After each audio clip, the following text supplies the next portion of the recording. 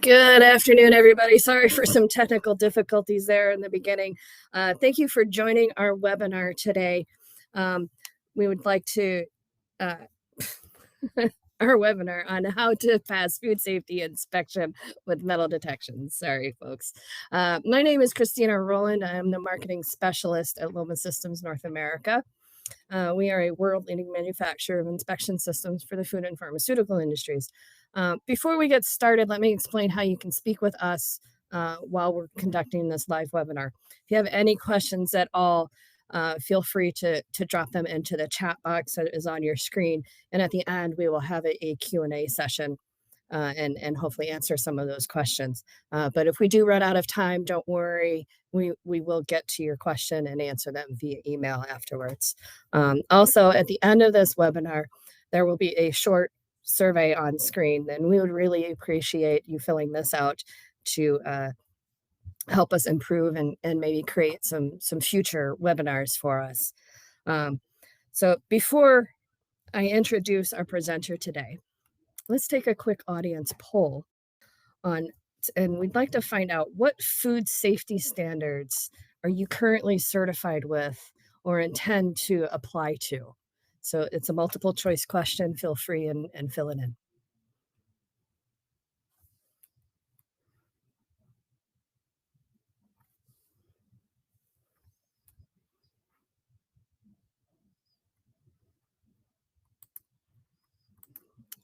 Well, okay. It seems like most of you on this webinar, they participate in HACCP and have your own plan or SQF. And there's some ISO and there are a couple of others. That's great to know. We do hope that this presentation will hopefully shed some more light on food safety inspection process. So today's presenter will be Antoine Dodier. Antoine, thank you for being with us today. We're very happy to have you. Antoine is our Director of Customer Care here in North America. He has been with Loma for over 20 years, and that time has included working with customers worldwide, which makes him an expert in some global food safety standards. So without further ado, Antoine, take it away. Thank you, Christina. Thank you for the introduction. Good morning, good afternoon, everybody. It's a pleasure to be with you again. Today, the topic of the webinar is how to pass your food safety inspection with your metal detector and your metal detection policy. The objective today is we want to not only talk about food safety standard, we also want to go through the process of building a strong and robust metal detection policy, or at large a foreign body contamination control policy. So we want to go over together the food safety requirements and the standards, a little bit about what you've answered in your poll right now. And then we'll follow the basically the road to achieve compliance to one of those standards. So that will include qualification, installation, validation, which is an important step that is often forgotten with a metal detector, operation, maintenance, and maintaining that compliance to provide the best and safest food to our consumer here in the US and worldwide. So the food safety standard requirement and the food safety requirements and standard available can be quite wide in respect that many countries and many organizations have tried to define the right rules for good practices in terms of food safety. And it can be quite daunting to understand, how to really comply with all those standards and how does it apply to your specific operation. So we want to talk a little bit about, the normal process. I do like this graph that I've taken from the ISO 22000 website on food safety management system. It really shows you that not only, there are steps and process to follow to achieve great food safety, but also that you're always looking for improving your safety and your consumer safety with time. And that is a continuous improvement mindset that you definitely find in the ISO standard, as well as nowadays with the current standard that's been developed for the American market under the Food Safety Modernization Act. But the typical, and as I'm sure everybody on this webinar is already familiar with, is to start, with the basic. The basic is to understand and comply with Codex if you're just a food safety establishment, and move up the ladder of food safety to, more obviously reach your HACCP plan that will have been developed to understand your hazard risk that you have in the plant, and I will cover that in the next slide.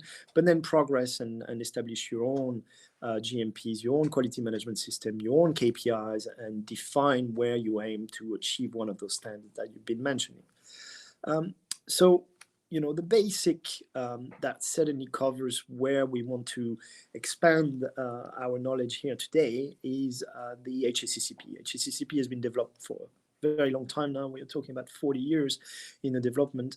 And it really focuses on the first three high-level risk that has been identified early on for food safety: the micro and the biological and microbiological risk that everybody is very aware of. Obviously, that's your listeria and your salmonella, and everybody's very familiar with this high level of risk and how to address that. And that's not the purpose today.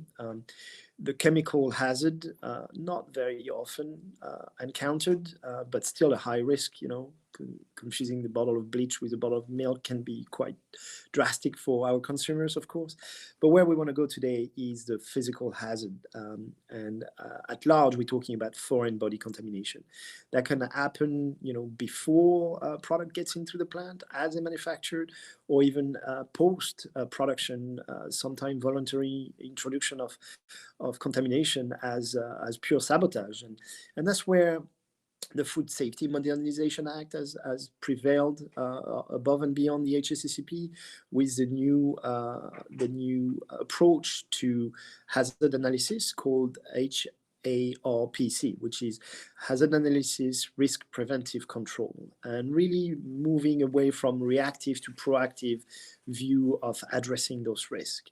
And that's why they are including food defense, as well as controlling sabotage, and as well as other risks that are related to not just the process, but external and maleficent input from people.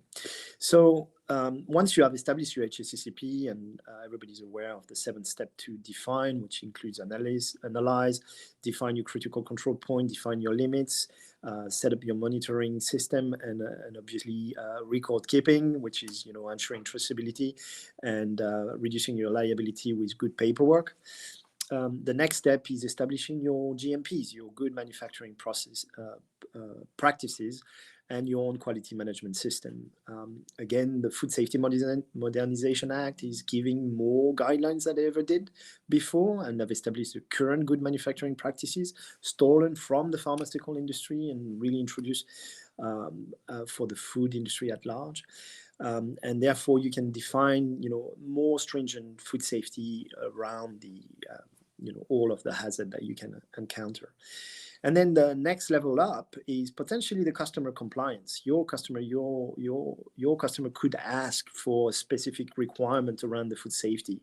And I'll show a few examples further down the line, but it could be at that level, or it could be even higher than the internationally recognized Global Food Safety Initiative. The GFSI is basically the initiative that started about 15, 20 years ago to make equivalence between the different standards that were developed in each country to address their own food safety requirements. Started with BRC, British Retail Consumption. SQF joined very quickly, and then the ISO or the IFS developed the 22,000 standard, and so on, and everybody joined in and started providing equivalence as to be able to provide a ground base for food safety, so that you could feel confident to purchase product ingredient from another location across the globe and achieve the same level of food safety compliance as you would do in your own area without the need to go and audit at the other side of the world. So very beneficial for everybody, and also contributing to having a global forum and communication to exceed those food safety and develop the best practices for the market. I am a member of the Forum for Food Safety, which you will find a lot of very, very interesting information on all of this. If you're not a member of this, I highly recommend it, and I will post a link later on. So what I was talking about is the more complicated level of food safety is when it comes directly from either the customer. It could be any of the supermarket chain in the US or in Europe. I've got a few examples here and remove the name for the sake of this presentation. But I put on the right hand side, kind of the level of strictness of the food safety program in terms of metal detection. If you look at the GFSI standard, I would say that the FSSC 22000 has a very, very basic explanation of how to address foreign body contamination. They talk about metal detection, they talk about X-ray, talk slightly about rejection, but very basic, not a lot of guidelines on how to implement it, what are the important steps to follow, but an initiation to ensuring that you have a good control and a good process in place. Costco will push a bit further, for example, where they will ask that you do implement a metal detection policy, and you do consider X-ray preferably to be able to address those foreign body contamination. The SQF and the BRC, with the BRC probably being the most elaborated in terms of physical hazard control, will demand an automated reject, meaning that they want to remove the human error from the process and will only consider non-automated rejects such as stop belt and alarm only if the product is incompatible with any other automated solution. And then top of that list is a European supermarket called Marks and Spencer that really have developed their metal detection policy to a level that goes far beyond the basis of GFSI and demand very high level of thorough and strict control for physical hazard. And I will give a few more examples further down the line. So this is what all of you have to face, and you have to really read those standards and establish how best to answer them. We can obviously provide guidelines and guidance to help you meet those requirements. But certainly, I hope this webinar will give you some of those clues to how far you need to go down the road to comply with those requirements. So the qualification process is very important as part of this process. Qualification process include establishing your internal metal detection policy or foreign body control policy. That means first, as per your HACCP, analyzing and identifying the potential risk of contamination. Where does it come from? What type of contaminant it could be? What are the remedies you could put in place? It could be as simple as covering the lines and putting covers so that metal can fall into it. There is a lot of areas where contamination can come from. So you need to do a thorough analysis of that area and then really look at every aspect of the process, the inbound, the in process, as well as the end of the process, which is usually more encouraged to put a critical control point there because you're less likely to have a risk of tampering the product once you're at the end of the process. And we'll cover that a bit more down this webinar. Define the relevant technology. There's a lot of different solutions that are available to you now to remove or prevent the introduction of metal into the product. And next step is once you've identified those critical control points, validate them, establish your standard going forward, and make sure it's communicated clearly to the company at large. That means establishing your metal detection process and procedure and ensure that the training is executed so that people know what to do and how to do it. And obviously monitor the effectiveness of your critical control point and document all of it so that you can prove that you've done your due diligence in terms of food safety. The relevant technology you might be familiar with, everybody's talking about those two mainly, but beyond the X-ray and the metal detector, you can have filters, sieves, magnets, You can have vision cameras.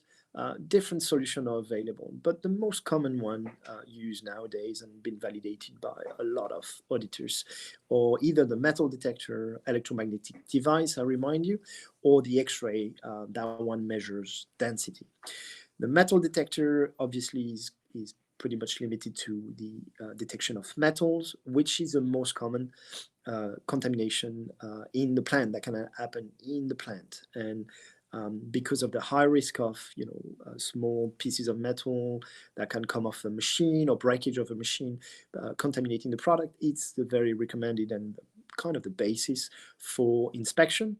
But X-ray inspection can become very interesting, especially if you have a high risk of contamination of non-metallic product, or if you have a high risk of product or raw material coming in with very high risk of stones or foreign body that can come naturally from the product. So X-ray can offer that better performance going beyond the metal detector. Metal detection is still very efficient in respect that in some cases on very, very dry product, low conductivity product, the metal detector will outperform the X-ray. It's a lot lower cost of ownership. I mean, a lot lower. We have to say that the X-ray equipment price is coming down as well, thankfully. And it's also more application capable, meaning you can install a metal detector in more areas that you can do with an X-ray. The packaging is also an important one to consider, because your packaging can be affecting your capability to metal detect. The metallized packaging is still good for the metal detector, but anything that's fully in aluminum will be completely incompatible. And finally, it's how you demonstrate your commitment to food safety. Promote the level of quality that you can deliver to your customers. As I mentioned, some customers prefer X-ray install, and it's your commitment to food safety, your due diligence to deliver the best food safety possible. The inspection location is important, as I mentioned quickly earlier, but you have to look at all the process, incoming, early in the process, and outbound or final stage of the process.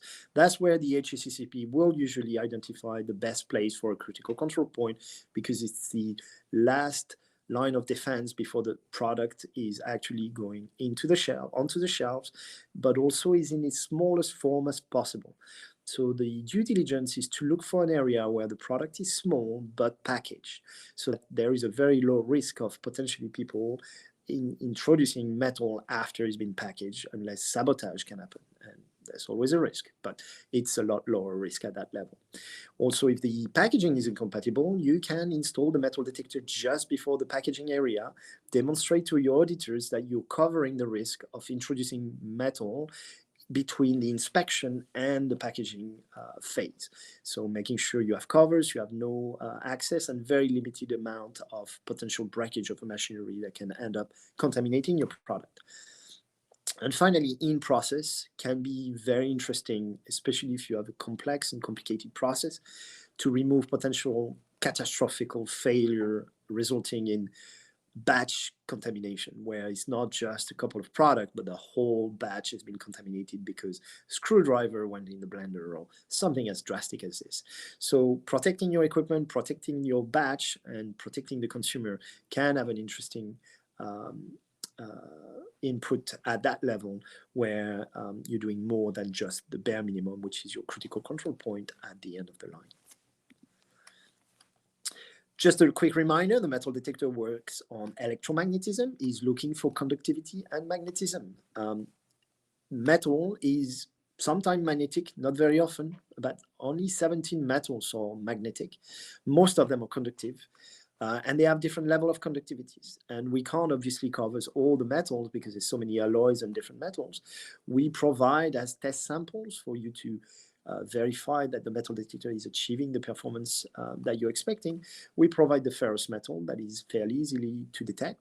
Then the non-ferrous metal, usually brass or aluminum, represent good in the middle level of conductivity of the product, of the metal for your product. And then out of those ferrous and non-ferrous metals, we've extracted one, which is a non-ferrous metal, is a stainless steel, because stainless steel is the most common metal that you can see in the food plant, and most likely will happen in a contamination case coming from one of the equipment that is most likely made out of stainless steel. So that's why we nowadays, about 20 years ago, the stainless steel has been introduced as one of the samples for that. But understanding the contamination that you might have a high risk with can also push you to get one of those samples of this specific material to demonstrate that you control that risk.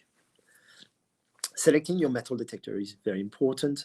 As a rule of thumb, you want the metal detector aperture to be as small as possible. About 2 inches above the product size is a good rule of thumb. Sometimes they need to be bigger. You have to cater for future development and growth of your product and product size, but try to be as concise as possible in terms of wrapping the product with inspection. So the smaller the better. The inspection speed, we're doing pretty well nowadays, but any very slow application can result in poorer performance. About 10 feet per minute or lower, then the metal detection starts losing its performance. And also one very important notion is that do not accelerate or decelerate the product when it's inside the aperture. This might result having a failure of the detection level that we are potentially aiming for. The presentation of the product is also very critical. Going back to the conductivity, as you know, not only metal is conductive, and the conductivity can be present in your product, and that comes from the water and the salt most of the time. Water and salt in its liquid format or wet format at room temperature will be considered conductive and will look like a metal.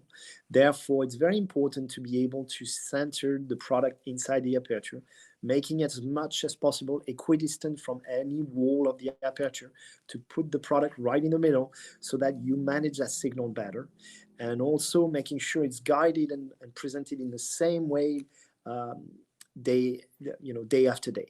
This will give less deviation of product signal and better chance for your metal detector to achieve best performance.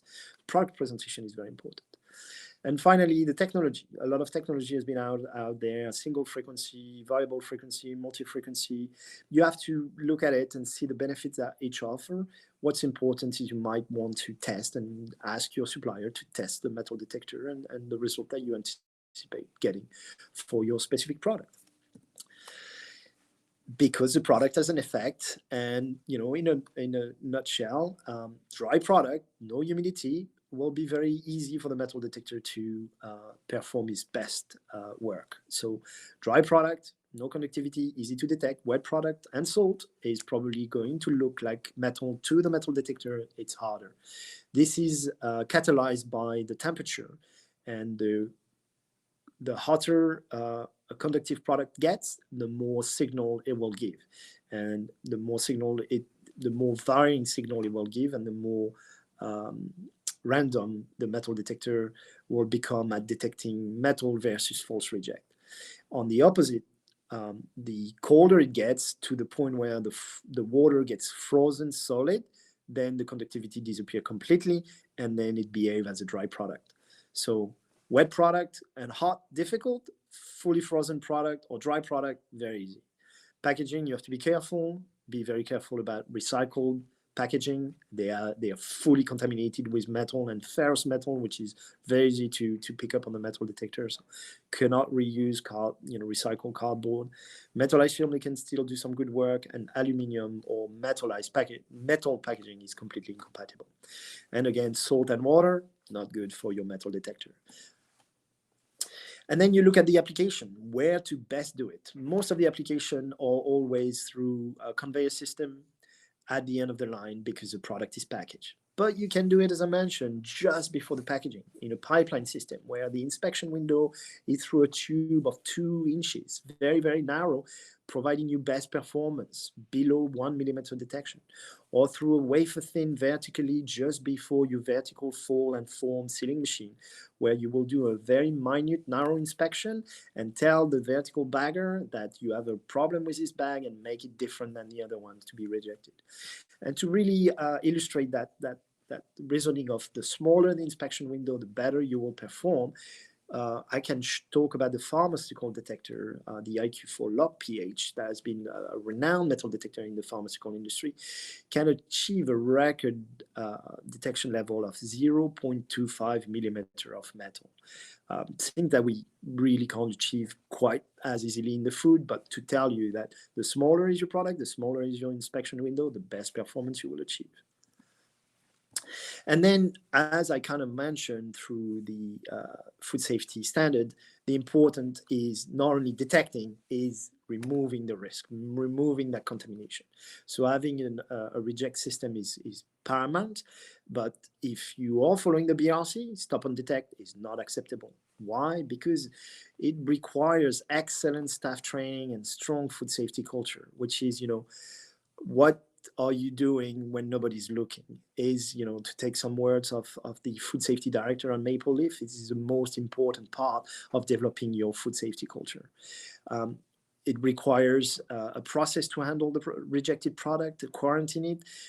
We strongly advise using key reset switch to ensure that only the authorized staff can restart the metal detector and allow production to carry on, and make sure that the rejected product is controlled effectively. So the better solution is an automated reject. Making your CCP bulletproof means that you have a fully automated reject with fail-safe system, lockable bin, even digital lock to make sure only the people with the right password can get it. So this is a level where people are pushing, and this is the highest level of food safety that we're seeing nowadays. Then you need to install your metal detector once you've decided you needed a metal detector. And we have a few guides and tips. We have an installation guidelines, making sure you need to bring air because most of the reject mechanism will be pneumatic based, and power to the metal detector. Ensure that the transfer of your product is correct, and that the positioning of the product through the metal detector is going to allow a good inspection.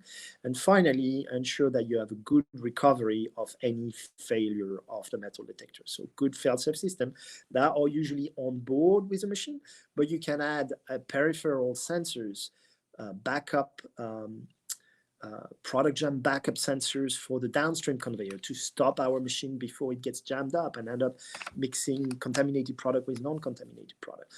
A few features like that are very useful, and you will find an installation guidelines with a packet that Christine's put together for you, and she'll put that in the chat for you after this presentation. Installation. Not only we sell and provide and supply full metal detector system with a conveyor and all the reject, just plug and play. You just need the air and the electrical current, as I mentioned, but you can also buy a metal detector head only and install it on your own conveyor. But be mindful, this is not as simple as it looks. You have to do a lot of work to your conveyor to remove any what we call eddy current loop, which is basically a mini electromagnetic field generator that can really mess up your installation and end up creating more false reject than you can ever handle. So following those guidelines about electrical stability, grounding, interference, motor starter contactor is isolating the structure, vibration, do not have bolted conveyor frame, making sure the electrical resistance of the conveyor frame is always steady, remove your suppressors, don't use stainless steel rollers, manage your belting as well. Typical problem is belt contamination. We'll talk about that during the operation section. Making sure the belt is correctly fitted, especially if it's a fabric belt and it needs to be vulcanized with an angle to minimize the potential risk of contamination and so on. So another document that we'll be happy to provide is the recommendation for installation. And then managing the environment, because it is an electromagnetic measuring device. You have to manage the amount of potential interference in terms of electromagnetic field that can enter the metal detector. So power surge on the electrical line, electromagnetic noise such as inverters, solenoid, valve coils, motor starter, contactors, all of this on the same electrical line can really affect your metal detector. And then airborne EMF, which is, your inverter itself will produce an electromagnetic field. Power cable that runs very near to the head can create mini electromagnetic field. Moving metal, walkie-talkie interferences, although we don't see that anymore with all the work that has been done on the electronics. But other metal detector crosstalk, a lot of things that you cannot see can happen to affect your metal detector. Thankfully, nowadays, a lot of metal detectors have this kind of, monitoring function. We call it the antivirus scan, which allows you to turn off all of your transmission of electromagnetic field and leave the receiver coil on and measure any incoming electromagnetic field that is not coming from the metal detector, not generated by the metal detector. So you can do your little bit of investigating work to try to remove electromagnetic interference that will false trigger your metal detector. It's kind of easy to detect it because they will be cyclical, or they will always happen in the same fashion at the same level, and then you might be able to identify them. Field service engineer with the installation are trained to find those, although sometimes they are very difficult to pin down. Validation. Once you've done your installation, the validation is very important too, and it's often overlooked. What is a validation is the same as the HACCP demands it, and it applies to your metal detector in the same way. That means you need to understand what is a metal detector is capable of, not only for the production line, but for the product itself.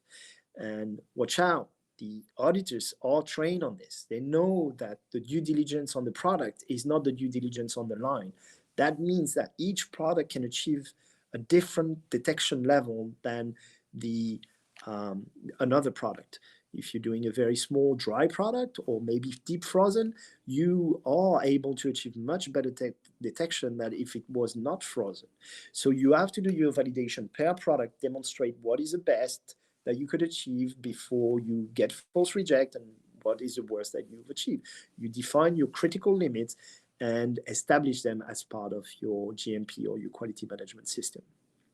We have a little protocol. This is in the handout that Christina has posted now in the chat. And it's very self-explanatory. We'll give you the guidelines to how to set up your validation. And as part of this, make sure you not only validated what test samples you are going to use for this product, but also how you're going to test it is important. Where in the product should be above the product, inside the product, at the front, at the back, and testing it, being part of this validation process is very important. And it's not something that auditors challenge quite yet, but in some specific countries, they will be demanding as to why you've decided to put that test samples in that area of the product. Why not in the middle? Why not at the beginning? Why not at the end? Is it okay to reuse a product that you've already packaged and kept on the side?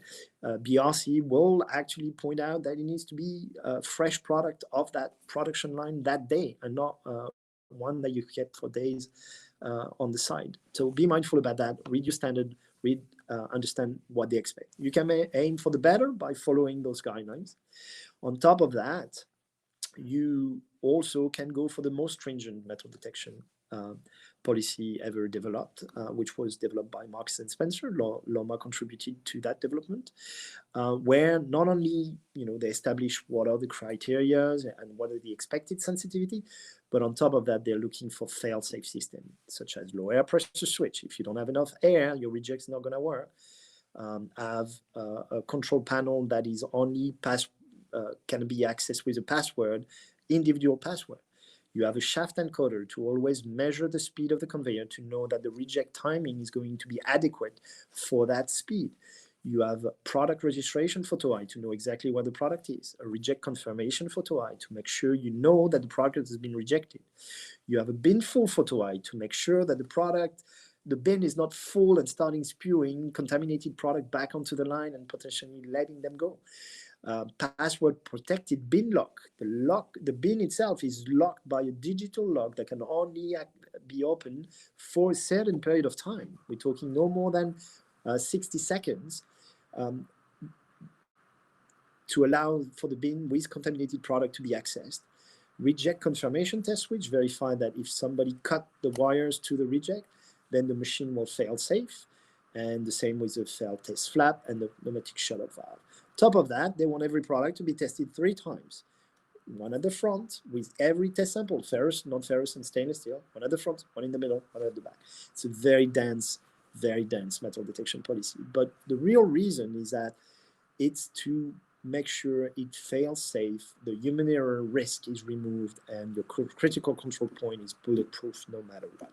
That's the objective. And your metal detector is only as good as you rejecting your product and controlling your contaminated product. Now, I think it's time for a little break. I think we can talk about what you see as challenges in the manufacturing environment, and what are your most typical issues and challenges when operating a metal detector system that you see. And hopefully I can answer some of those questions for you. So false reject, already getting a lot. Product setup, setting up the product correctly, testing the unit, collecting and archiving the testing and the contaminant log, or other issues. And a few more minutes here.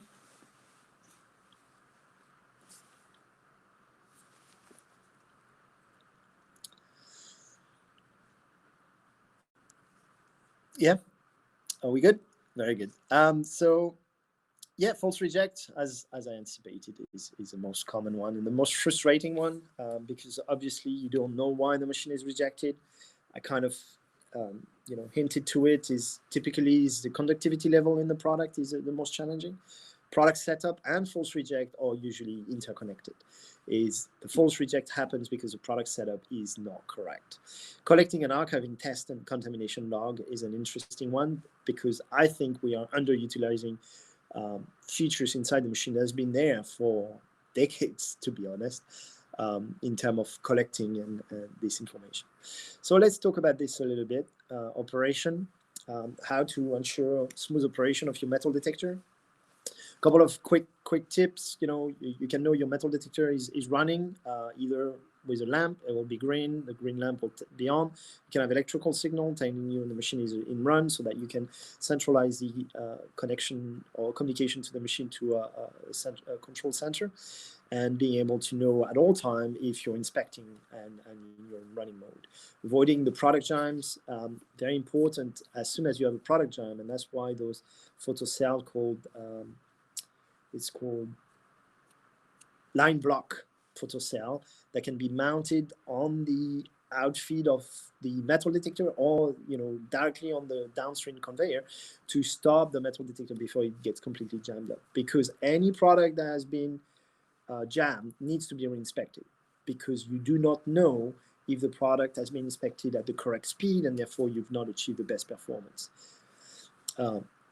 Make sure you have guardings and potential mag switch, so that it's safe to remove all the product, of course.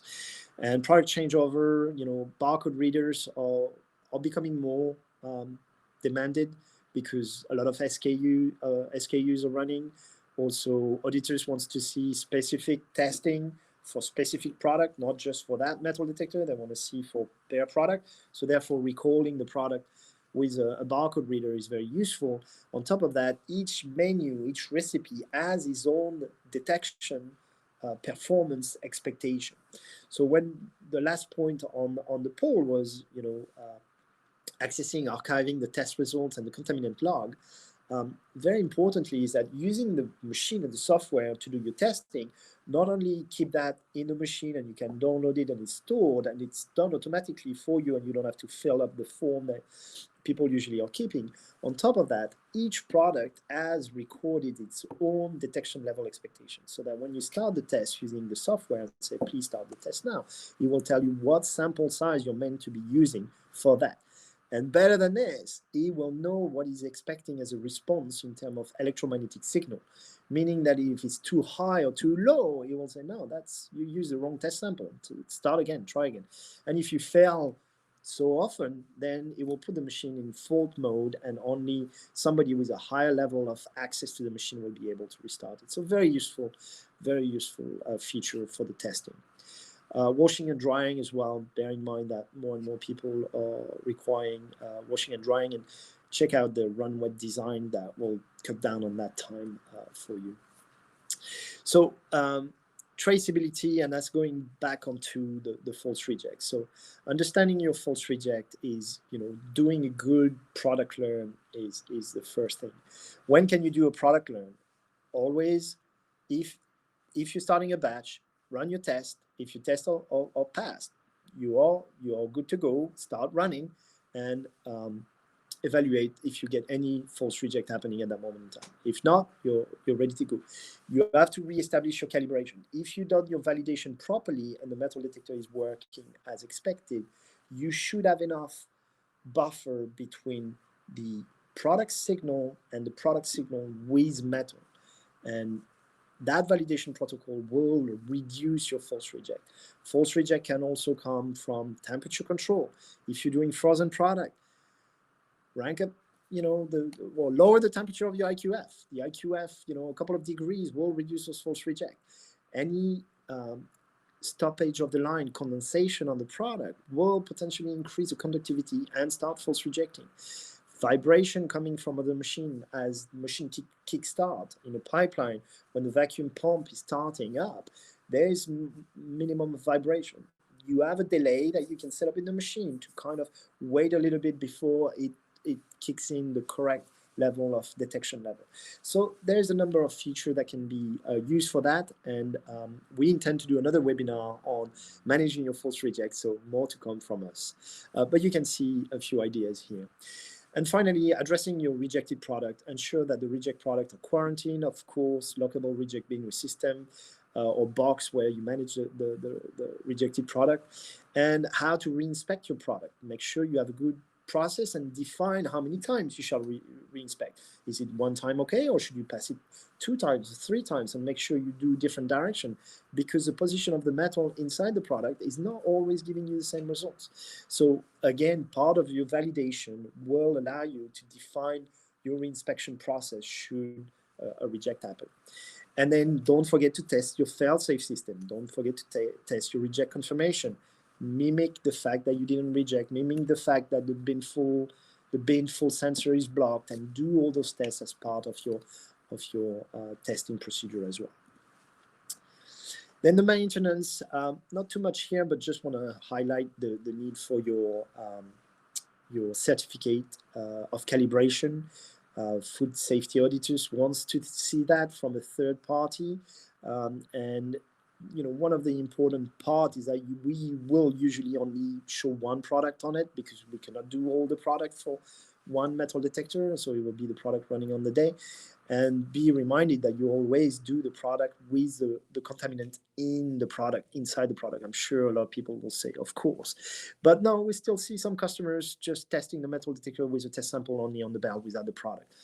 Product plus metal is not the same as metal only on the belt, and everybody has to understand that. And we recommend good validation, backup documentation, and as found, as left documentation to comply with not only the food safety standard but also 17025 accreditation. A few operational tips, dry product, you shouldn't see too much background noise, and wet product, the threshold level can be a bit high, but understand that. Remove any kind of risk around the head, ensure that no metal is close to the head, check all the parameters, verify belt contamination. The typical problem is belt contamination. It's fairly easy to detect, but have another belt on standby so that you're not down very long, and promote the use of an Intralox model type or any kind of modular belt, because it's a lot faster, a lot easier to clean and change than the other one, obviously with the requirement of vulcanizing a belt on the machine.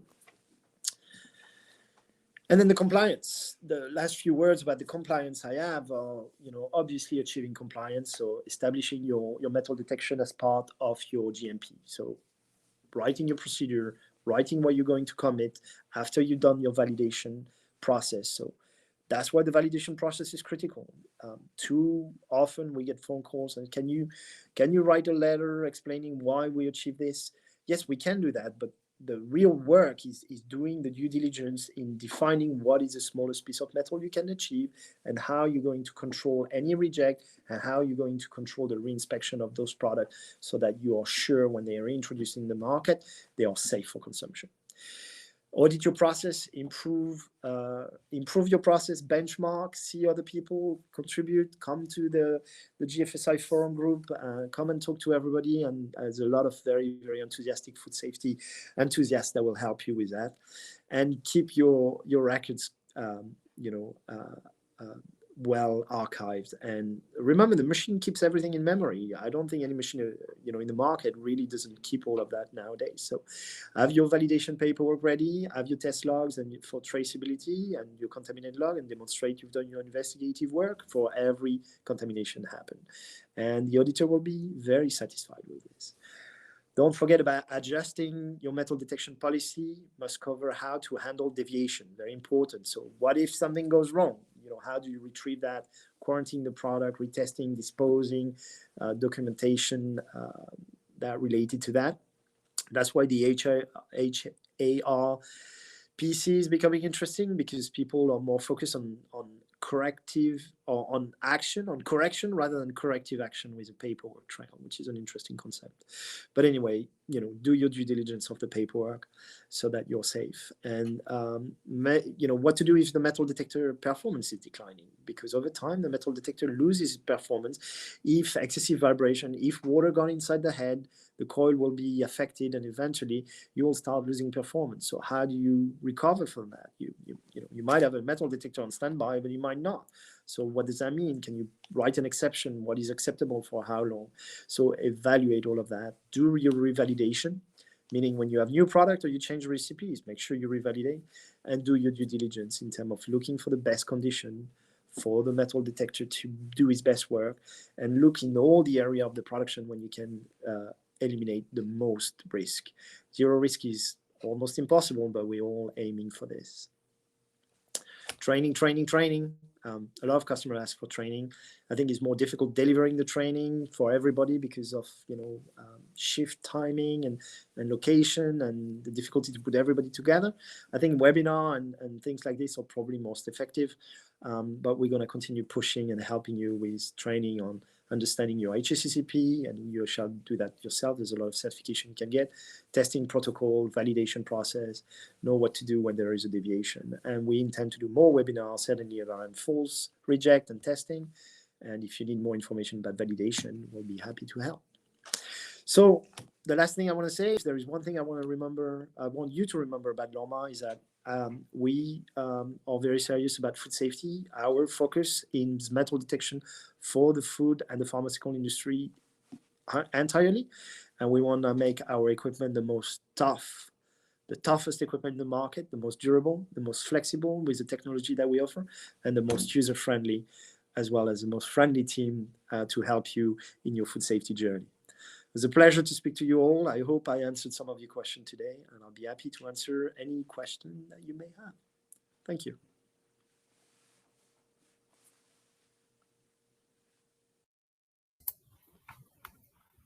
Thank you, Antoine, for that insightful presentation, and thanks for everybody for listening.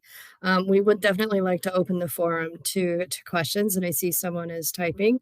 Oh, you are very welcome, Rudine. We did have a question that was submitted earlier at registration. What are the requirements for metal detection with FSMA, the Food Safety Modernization Act? Yeah, let me unmute myself. Yes, good question. So Food Safety Modernization Act, there's really two areas of it.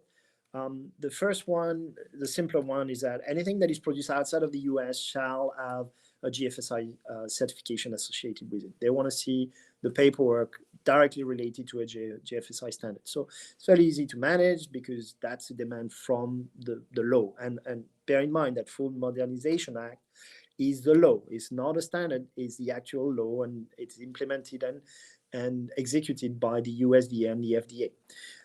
In terms of manufactured in the US, then HACCP will get you there, obviously. The HAPRC, which is a little bit newer, or HARCP rather, will be allowing you to demonstrate to your auditor that you have set up in place enough constraint and enough control to minimize the insertion of physical hazard in the product. And that does not necessarily mandate the use of a metal detector. If you can demonstrate that you are controlling the input and output of metal in the plant, then you might be able to pass it without a metal detector per se. But the HACCP will most likely identify a risk high enough for you to have one, and just based on that, a metal detector might be needed. But in a nutshell, FMSA will not absolutely require a metal detector. The HACCP will do, and the HACCP is a requirement of the FMSA or the HRPC. So not mandatory, but highly recommended. Oh, great. Thank you for that. I do see someone is typing. So, you're very welcome, Kelly. I'm glad you found that interesting. If there's any other questions, feel free to type it in and we can pose it to Antoine. Very good. So I think, the one that we can elaborate, and we have been talking about this with some of my colleagues about false reject, is probably another webinar that we're going to do. And I welcome you to join that when it will be released with real tips and tricks and give you more information. I can see one question. One issue we have with our metal detector is moisture giving us false positive. Yes. So the reason you get false reject is that there is a deviation between the moment where you set up your metal detector calibration. Calibration is learning the product. You learn the product and you pass a number of time, or for a certain period of time, your product, and is looking at it at a certain setup, which is frequency, gain, and different parameters that it will establish to be the best for the level of conductivity that your product has. The moisture and the salt inside the product creates conductivity, and the metal detector sees it the same way as metal itself. It cannot tell if moisture or metal are different. All it can tell is that this product has this level of conductivity normally. And when it false reject, it's because it sees something that is different in terms of conductivity. What can affect the conductivity of the product that contains water and salt would be the temperature, would be more water and more salt momentarily, so the ingredients or the mixture has changed, or it could be actually humidity from the exterior getting inside the product as the day goes along. So if you see that your metal detector has been working in the morning, and then mid-afternoon it started false rejecting, or vice versa, then it could be an external increase of conductivity to the product. So under those conditions, you need to stop, recalibrate, relearn the product, verify you can reach those again, and start again. The challenge is that if it's very inconsistent, it's because the validation has not been done correctly. So centering the product through the metal detector helps a ton. Very, very consistent presentation through the metal detector window will eliminate the change in conductivity, the change in signal, and results in better performance.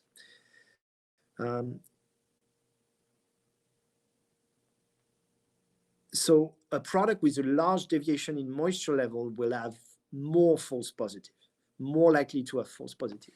So what happens is that humidity in the product is equal conductivity, and conductivity is equal metal. If the humidity level changes from one product to the next, the metal detector will try to learn the worst case scenario. So therefore, you will have a wider, and it will open up your detection level. So let's say if you test only 2 or 3 products during your calibration, and all of them were fairly dry, and you will say you can detect 1.5, 2.5, 3 millimeters metal, then suddenly, a bunch of products are coming more wet. Conductivity is higher. The metal detector thinks it's metal. What you need to do is widen your calibration time or number of passages, getting more product in during the calibration time, so that the metal detector can try to put the correct settings to to minimize this conductivity. Because not only it sees the conductivity, but he identifies it and try to ignore it. It will tell the machine, when you see this type of signal, ignore it. Usually the signal is not exactly the same as the metal, but very similar. But there is enough differences, which is called the phase angle, if you know about that. And the phase angle can tell you if it's more the product or more a metal. and the metal detector will work toward that. So it's about englobing as many products as you can to understand the variation. And secondly, is to make sure the product is as consistent when it goes through the metal detector. So try to minimize the skewing and the deviation and the position. And hopefully, if you can reduce the change and variation of humidity, then you will reduce the false reject. We have time for one more question. Very good. Do we have one more question? Wayne earlier said, is it typical for frozen product to calibrate in a dry tube format? Yes, if it's deep frozen, it will be fine. On the principle, the challenge is you don't know if it's fully frozen. You only will know once you've set it up. So what you can do is leave the metal detector and kind of learn nothing. Right, you set up your metal detector, do a calibration, and just simulate product going through. Maybe you touch the photo eye so that you simulate the product is going through, but nothing is going through. So what will happen is that the metal detector will tune itself to the dry spec, the best performance you can achieve, because it sees no conductivity, no magnetism. And then you try passing your product and see if it rejects them, if you see some product signal or not. If you don't see any product signal, you basically completely hard frozen, and then you're achieving the best performance of the metal detector. If you see some signal, and most likely the metal detector will start rejecting, then you need to recalibrate and try to work on that. Or the other option is to try to increase decrease the temperature, or increase the time the product is being frozen in the IQF, so that you have a harder frozen product. I mean, a little tip is just to lower your IQF a couple of degrees on the day of the audit, so you have no false reject. It's better. Also, I was reading the other day that I think it's a BRC, I can't remember, that the auditors have to actually test the metal detector themselves. Like, at least 30% of the metal detector have to be physically tested by the auditor. So make sure you got the best setup possible when that happens, and make sure your temperature is as good and as controlled as you can on that day, for sure. Great question, Wayne. Nice to hear from you again.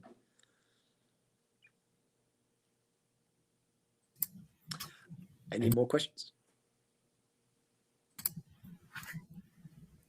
No, there aren't any more questions. Thank you, Antoine, for that presentation. Hopefully, this has shed some light on some food safety protocols in effect. If you think of any other questions after this webinar wraps up, feel free to reach out to us via our website, our toll-free number, or send an email to inquiries@loma.com, and we'll be happy to answer any of those questions. And lastly, we'd appreciate, there we go, technical difficulties. We would appreciate some feedback on our webinar today to help us develop some more content for you in the future. So if you could just take a couple of minutes and fill out the questions that are on your screen, that would be great. And I would just like to thank you all for joining us today. And on behalf of Loma Systems, I wish you all a great day. Thank you all. Have a great, safe day.